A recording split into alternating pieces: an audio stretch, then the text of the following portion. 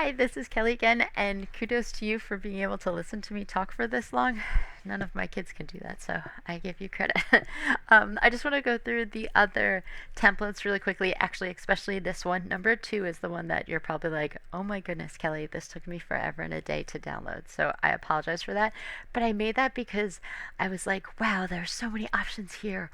We can do so much, but as you add more functionality to the page, it made it a larger size, so I apologize for that. So first, always get rid of your delete this layer, and this page is, wow, there is a lot going on already. So we'll have our gradient. In this one, the gradient for the stain and the gradient for the boxes is separate, so you can change that. So if you wanted to make the stain behind one solid color, let's just do, you could do that instead. So all the stain would be red, or all the stain could be black, or you could actually get rid of the stain in general and it's much cleaner looking and you just have the boxes. So that's right here. Just click on the visibility eye to get rid of it. Or whatever gradient you use here, copy it to have the gradient here. Let's change that so you can understand what I mean. So again, to get the gradient, you double click on the gradient and then double click on the gradient box, and I have some gradients already made. So let's do this one from my Inked Up kit. It's kind of bright. Again, you can change the angle of your gradient. Let's see, what do we like? I kind of like this one. So now you have this gradient, but you want your stain, say your stain is on, my stain is on, but over here you can tell it's a different color. It doesn't match the gradient, but I would like it to. So you're going to take your gradient and you're going to go, if you left click it and bring it down to plus, it copies it. Or you can do, yeah, so let's just do it that way. All right, so I'm got it here, and now I'm going to bring it down and clip. I press Alt and I hold between the two things and I clip it there. And so now your stain matches the gradient of your actual gradient of your boxes. So now it all goes together, so you can get rid of the stain or put it on. Again, options. Okay, the one thing I want to show you about this particular layout, this template, is that you can put pictures in all of the boxes. And you're like, what? Okay, so first let's get rid of frames. So we're just looking at photo spots. And let me get rid of my lines. I apologize for those. Okay, so right now I've just chosen 6 boxes for you to put photo spots. So if you go to the photo spot section and you go down, you can see that there are literally like over 70 boxes. And so I've just picked a couple. But if you went through and clicked, you could put a photo in every single box. Or you can choose, like say you wanted to just, here if you click on, oops, if you wanted to just put them in one place or the other, you can do that. You can go through and turn on all of the boxes. And bam, you can have pictures everywhere. So if you had a whole bunch of pictures from a year, like a year in review page or something like that, you could do a line of pictures and then a line of the gradient, a line of pictures, a line of the gradient, any of that. Also, if you want to have pictures that go across 2 of the boxes, let me see. Okay, let's go up a little so they're kind of more in the middle. Okay, so see these 2 boxes here? I don't, here if I close them on and off, can you see? So here's 2 boxes, and right now you could clip a picture on top of one and then clip a picture on top of both. If you hold shift and click both, right, and then do Control E in Photoshop, it brings them together. And so now if you clipped a picture on top, the picture would scan both of them. So I say this, but now I don't actually have a picture ready to go to show you. Let me see here. I can do this. Let's find something. All right, here we go. All right, this is a layout I made with the other template. Okay, so here's this cool picture of kids playing soccer, and we're gonna make it bigger. So when I make it, you want to make sure the important stuff is inside the box, which makes it easy because the stitching is right there so you can see where the boxes go. And then I hold down Alt and I click, and so now you have the one picture that goes between 2 boxes. So you could do that all the way throughout. It'd be great if you have a landscape picture or anything like that. You will have these options. So that is really the one thing I wanted to show you about this layout, and that's why this particular template is so big. It's because it has all of these separate things. Again, stitches, you could do the stitches black, you can get rid of the holes, you can do the stitches any color you want.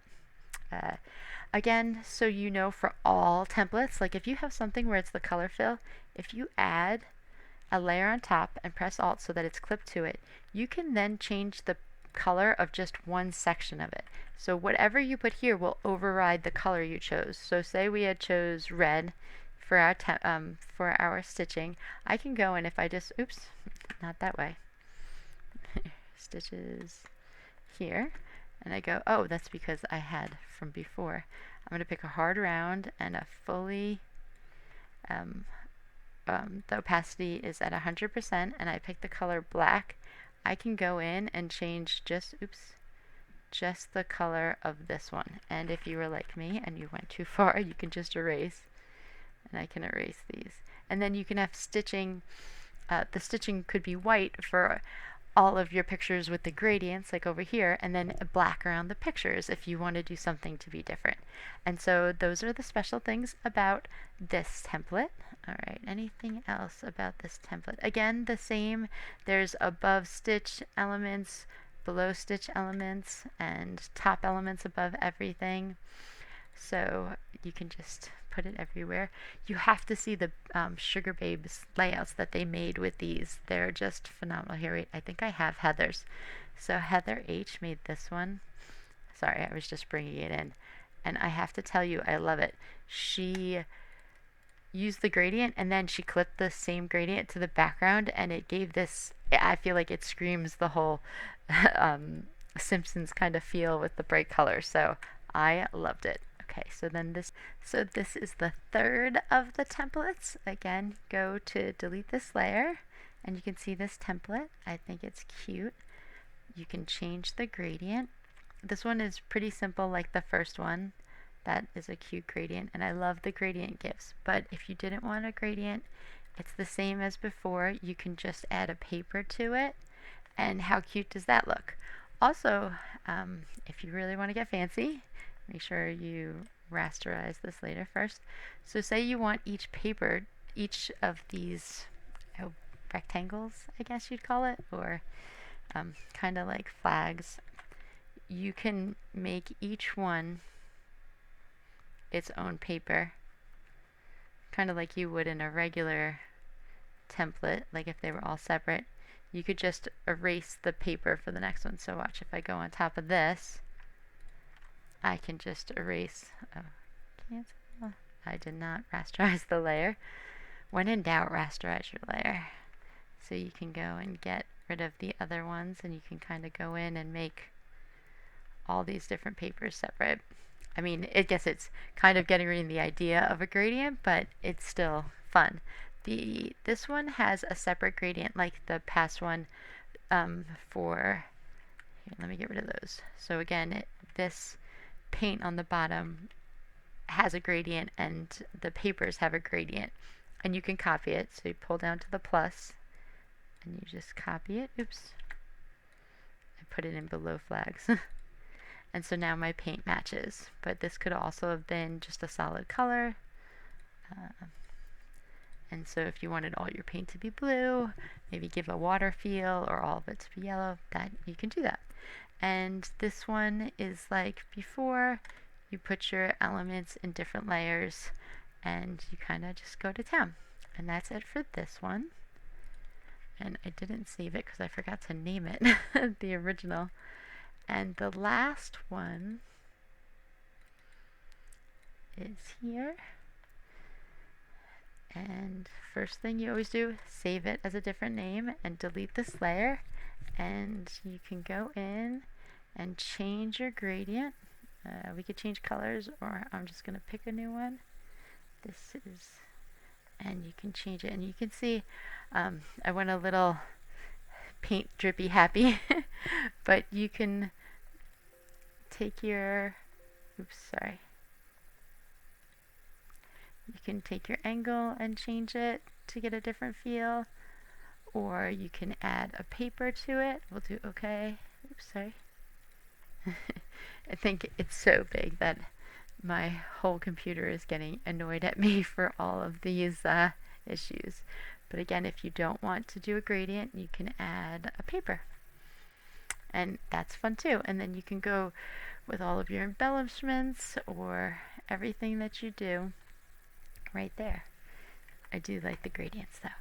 And that is it. Please email me at kelly@connectionkeeping if you have any issues. Um, Feel free. I want this to be something fun for you. I hope you have a great time. Here's some examples I made. This is with my mom's mental health kit, and I kind of try to do it different ways. There's frames popping out, the elements.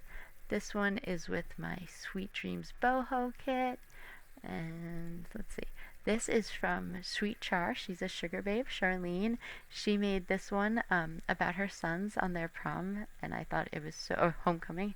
I thought it was so beautiful and dreamy. And I showed you. Oh, and then I have my kindness kit one.